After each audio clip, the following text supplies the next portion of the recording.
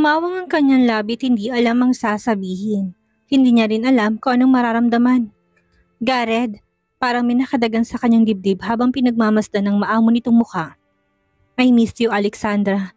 Marahan niyang bulong. Hinaplos niya muli ang pisngin nito at hinalikan ng noo sa kanya niyakap. Ang kanyang kamay ay pumalibot sa tiyan nito para yakapin ng babae.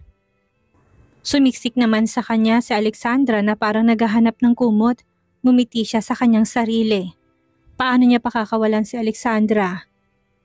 Kung sa mga simple nitong salita ay bumabalik agad ang mga pirasong akala niya'y nadurog na tinangay na. I miss you, he whispered painfully. Tumitig siya ngayon sa gulat na mukha ni Alexandra. Napatras ang babae pero huli na. Ayaw niyang pakawalan ito at hindi na niya pakakawalan pa. Hindi siya kailanman natakot na mawala ng kahit na anong bagay. Pakiramdam niya, palaging nakaayon sa kanya ang tadhana at lahat ng gusto niya ipaghirapan niya sa hindi makukuha niya. Kahit nang tapusin ni Natalie ang relasyon nila, hindi siya nang hinayang. Nasaktan, oo, pero hindi kailanman natakot na mawala ito ng tuluyan. Dahilan para hayaan niyang umalis ng ibang bansa si Natalie. Pero kay Alexandra, kahit nasa Pilipinas lamang ito, hindi na niya pinagpabukas at agad na niyang sinundong babae at binawi kay Marcos. I didn't say that, tanggi nito. Napangiti siya. Ilang minuto nang lumipas pero ngayon lamang ito naglakas loob na itanggi yun. Humakbang siya tinapit ang bewang nito. Simula kaninang umaga, nang magising siya, iniisip na niya kung ano bang pwedeng gawin niya para makagawa ng isang special na bagay. Para kay Alexandra.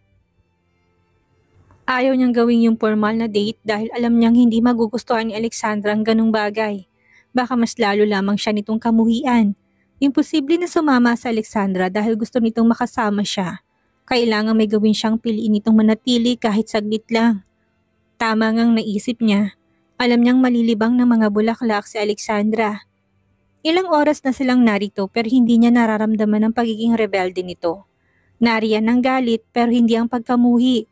Nariyan ang kagustuhan na layuan siya pero may pagkakataon pa siyang lapitan at suyuin to. Gareth!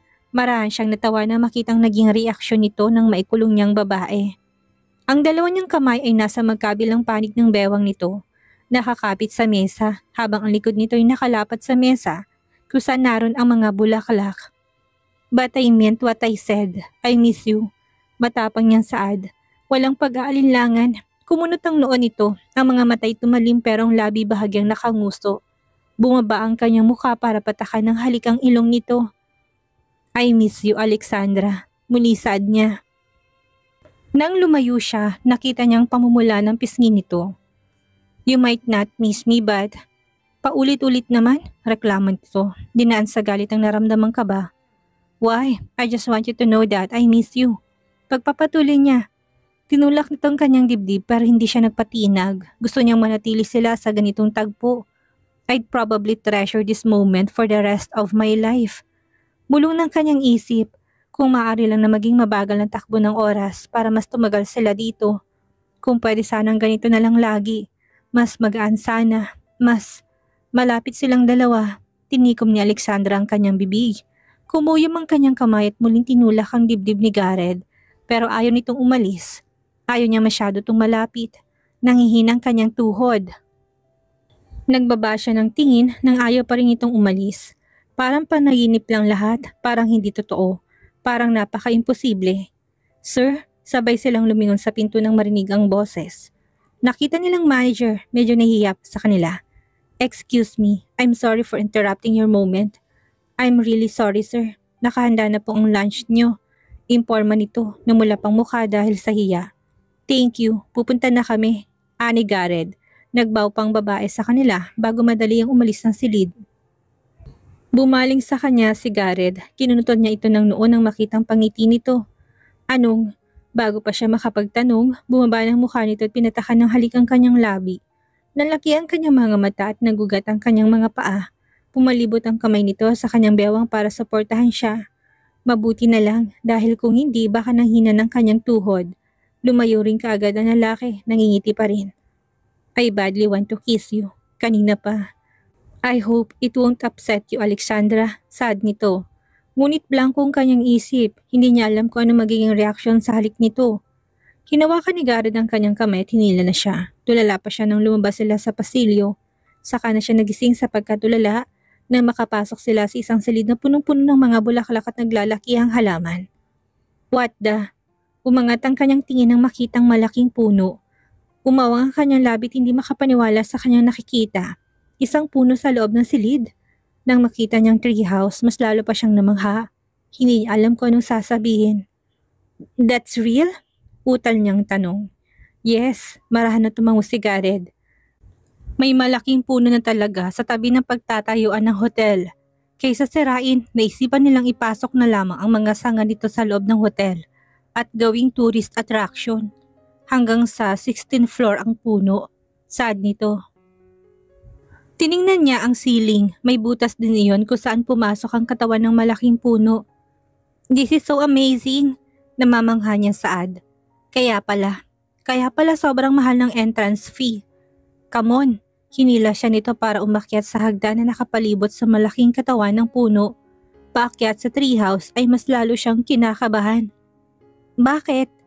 Bakit parang hindi totoo? Natawa ng marahan si Garrett. This is real, Alexandra. Tinulak ni Garrett ang pinto ng treehouse. Medyo maliit yun. Pero malawak ang espasyo sa loob.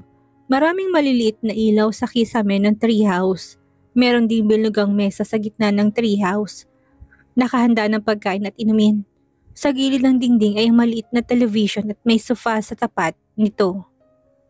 May pang-isahang kama sa hindi kalayuan. Parang maliit na bahay ng mga duwende, komento ng kanyang isip. Hindi niya pa naranasan na makakita ng ganito.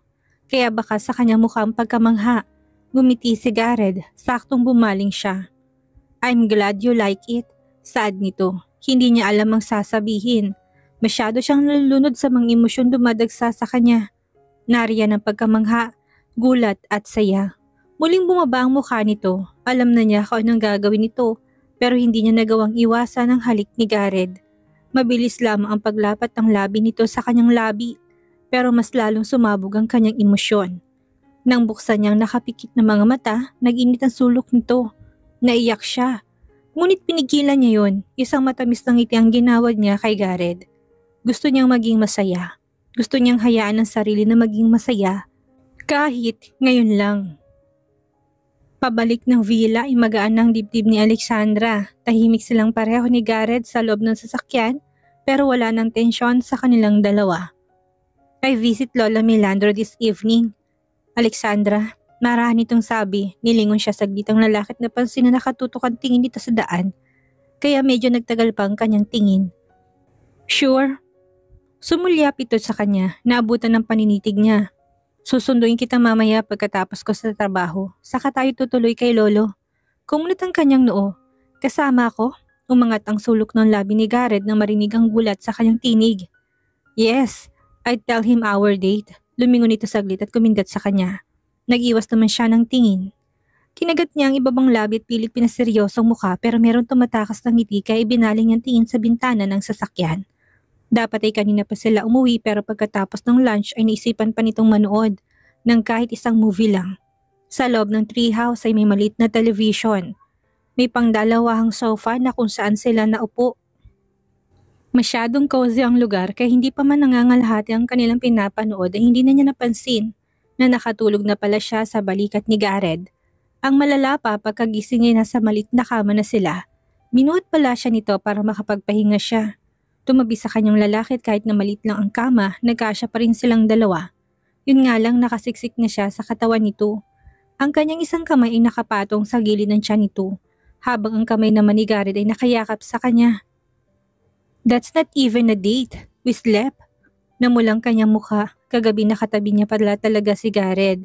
Hindi lang pala yun isang panaginip. At ngayon, nagtabi na naman silang dalawa. Ilang buwan na silang halos hindi nagkakasama sa isang higaan, kaya naman hindi niya alam kung anong mararamdaman. Pumasok ang sasakyan sa villa. Natanaw niya kaagad ang mga nakahilerang mga katulong na sasalubong sa kanila. Umuulan pa rin kaya may dalang payong si Manang Laura para sa kanya. Ang ibang katulong ay binuksan ng backseat na sasakyan para kunin ang mga bulaklak na dala nila. Mabasa ka, Alexandra. Halika dito. May ingat na saad ni Manang Laura at inalalayan siya. Nilingon niya si Gareth, nakasunod to sa kanya habang naglalabas ng cellphone mula sa suot nitong pantalon. Christian, narinig niyang bati nito. Yes, I'm home. Do I really have to meet them? Nakarating sila sa tapat ng bahay. Sinara ni Manang Laura ang payong at inabot ang tuwalya para punasan ang nabasa niyang buhok. Change first. Sabihin mong pupunta ako. Saad ni Gareth bago nito binaba ang tawag. Na makita nitong pinupunasan ni Manang Laura ang kanyang buhok, lumapit at kinuha ang tuwalya sa babae. Ako na, Manang. Saka siya hinila ni Gareth papasok ng bahay. Sumunod ang mga katulong dalang mga bouquet. Hawak pa rin ni Gareth ang kanyang kamay nang umakyat sila sa hagdan. Medyo nagmamadali ito kaya binilisan niya rin ang hakbang. Aalis ka? Wala sa sarili niyang naitanong. Yes, we had an urgent meeting with Mr. Araneta. Paliwanag nito. Mas naunang kwarto ni Gareth kaya tumuloy doon ng lalaki. Hindi niya lang inasa na isasama siya nito. Isinara ni Gareth ang pinto at muli siya nitong hinatak paupo sa upuang nasa tapat ng malaking salamin. Sit down, Sandra. Marahan itong utos.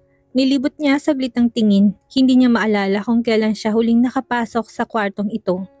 Dahan-dahan siyang naupo at hindi makapaniwala sa mga nangyayari. Sa tuwing nasa villa siya, magkaiba sila ng kwarto ni Gareth. Pinili niyang manatili sa guest room para hindi sila magkasama ni Gareth sa isang silid. Wala masyadong nagbago sa silid. Ganun pa rin yon. Nang balingan siya ni Gareth, nag-alis to ng t-shirt at bumalik sa kanya dala ang tuwalya. Kumunot ang kanyang noo nang tumigil ito sa kanyang tapat at marahang pinunasan ng kanyang buhok. Hindi naman talaga yun basang-basa. Nabasa lang dahil malakas ang buhos ng ulan at hindi gaanong malaki ang payong na dala ni Manang Laura. Hindi niya alam kung saan titingin. Nasa harap niya si Gareth at walang pang itaas. Hindi siya sanay. Nakakainis naman, ilang beses na niya nakita ang katawan nito. Halos sa ulo na niya ang bawat parte ng katawan nito. Nahaplos at nahawakan na niya yun noon. Kaya bakit parang nahihiya pa siyang tignan nito? Nang makita ni Gareth na nakabaling sa ibang direksyon na mukha ni Alexandra, napangiti siya. Inalis niya ang suot na t-shirt dahil nabasa yun kanina. Are you uncomfortable? Tanong niya. May himig na pang-aasar. Napalunok si Alexandra. Gusto niyang sagutin si Gareth at sabing hindi siya naiilang, pero nagbabarang kanyang lalamunan. Sinubukan niyang tumayo. Hinawakan niyang tuwalyang pinupunas nito at marahang ngumiti. Ako na, magbihis ka na. May meeting ka pa, hindi ba? Dinampi niya ang tuwalya sa basang buhok saka tumalikod para sana maglakad paalis pero pumalibot na kagad ang kamay nito sa kanyang tiyan. Where do you think you're going? Nakataas na kilay na tanong ni Gareth sa kanya. Babalik sa kwarto ko. Nautal pa siya dahil sa matinding kabang nararamdaman. Humakbang palapit si Gareth, tuluyang kinain ng espasyo sa kanilang tabi. Akala niya may sasabihin nito, pero lumapat ang labi nito sa kanyang labi. Hindi na siya nagulat dahil ilang beses na rin na ginawa yun ni Gareth ngayong araw. Let's move your things in my room, Sandra. Nasuy nitong bulong pagkatapos ng halik. Siya naman ang napakunot noo. Ano? Let's move your things in my room.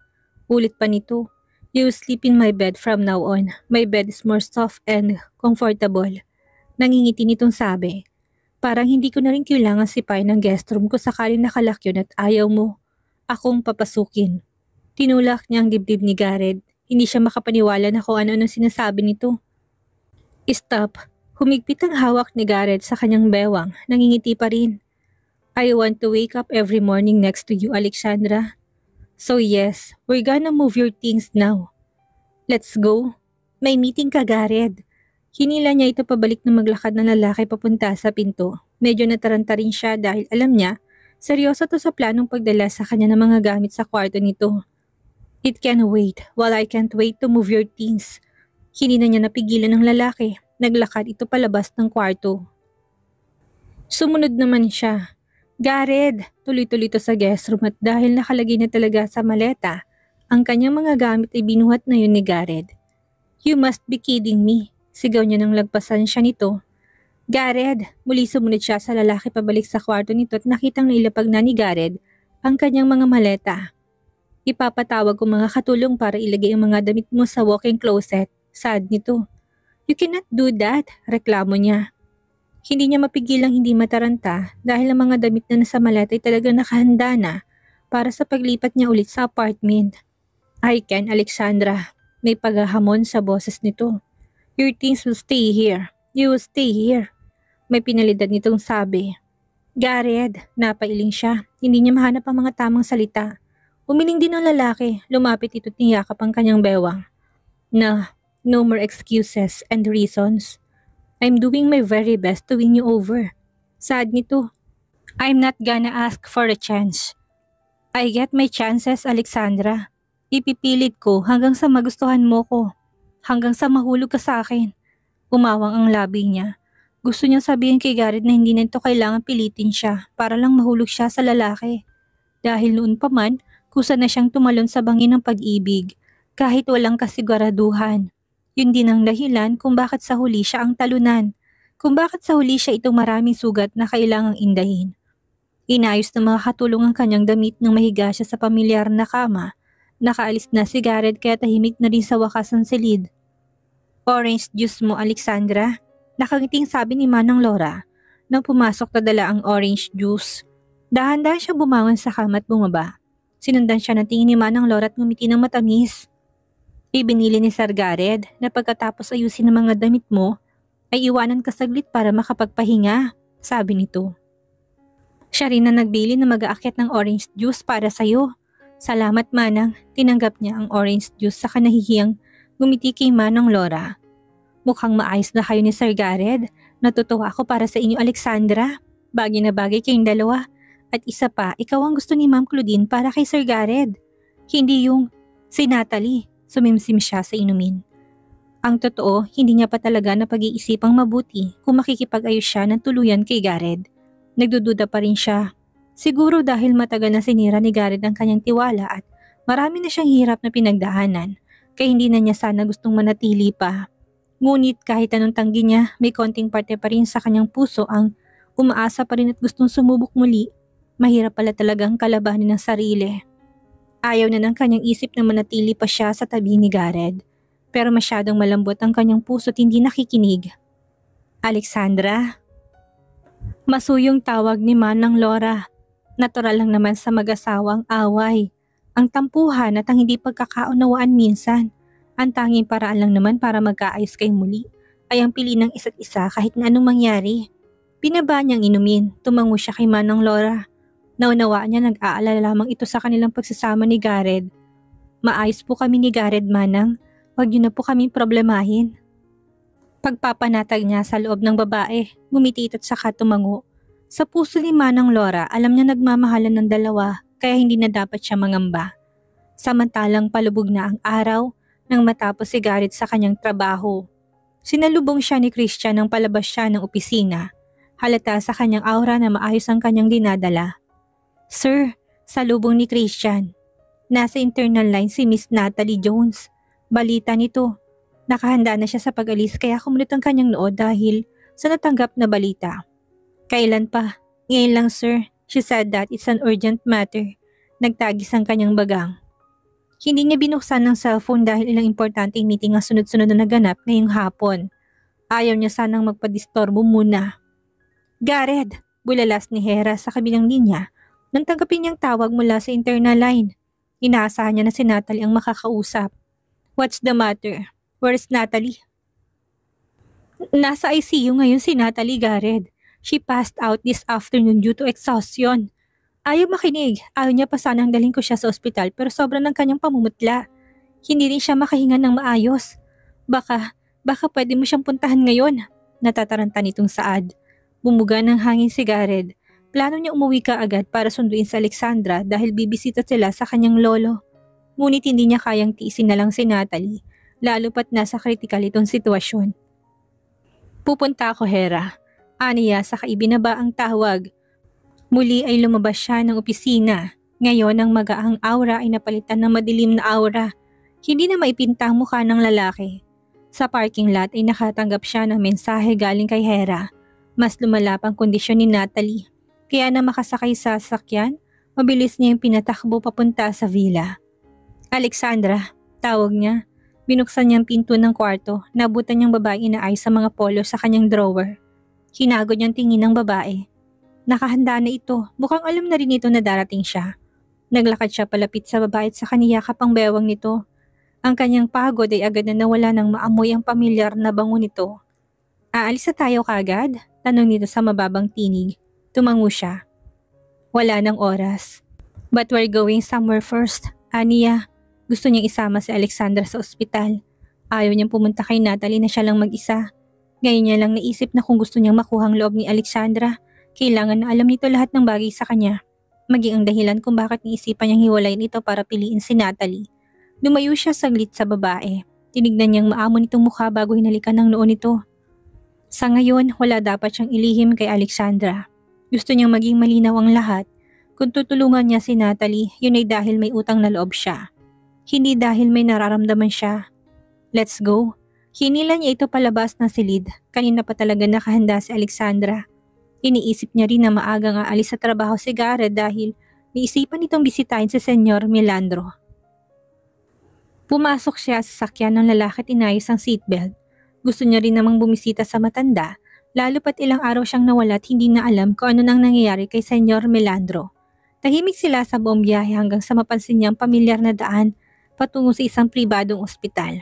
Pumasok ang sasakyan ni Gareth sa malaking gate ng ospital. Ang alam niya, nasa bahay na si Senyor Melandro at doon na pinagpapatuloy ang pagpapagaling. Kaya bakit nasa ospital sila ngayon? Bumaling sa kanya si Gareth. Medyo seryosong mukha nito at halatang naninimbang. Natalie's in the hospital. We will go and see her. Paliwanag ng lalaki. Saglit siyang natigilan. Si Natalie? Si Natalie ang pinunta nila dito? Alexandra, masuyong tawag ng lalaki. Nakita nitong gulat sa kanyang mukha. Titingnan lang natin kung anong lagay niya. And after that, tutuloy na tayo kay Lolo. I just have to tell you something. And it's very important. Lumunok siya. Parang bumalik ang nakadagang bato sa kanyang dibdib. Akala niya ay aayusin na ni Gareth ang relasyon nila. Okay, malamig niyang tugon. Hindi na niya hinintay na pagbuksan siya nito ng pinto. Lumabas siya, tinintay itong makalabas na sasakyan. Malamig ang ekspresyon ng kanilang mukha at mabigat ang kanyang dibdib. Wala naman pala talagang nagbago. Isang tawag lang. Nandito na naman si Gareth at inuuna si Natalie.